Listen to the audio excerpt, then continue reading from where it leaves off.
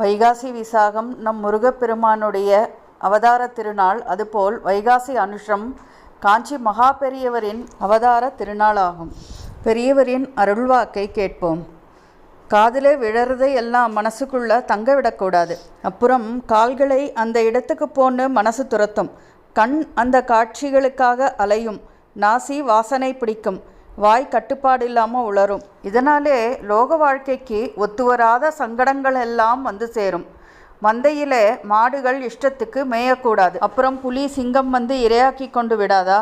அவசரமில்லாமல் எதையும் ஆழ்ந்து அலசி சிந்தித்து பார்க்க வேண்டும். மூளையை எல்லோருக்கும் கொடுத்திருக்கிறார் பகவான்.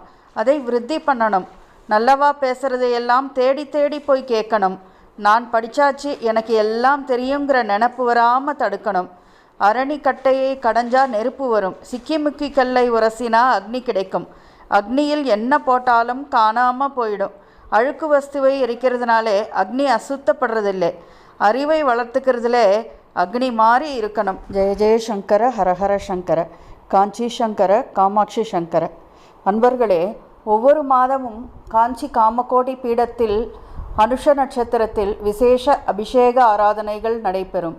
இன்று அவருடைய ஜன்மதினம் என்பதால் விசேஷ பூஜைகள் காஞ்சி மகானுக்கு மடத்தில் நடைபெறும். அன்பர்கள் அனைவருக்கும் காஞ்சி மகானின் அருளாசி கிடைத்திட வேண்டி வணங்குகிறோம்.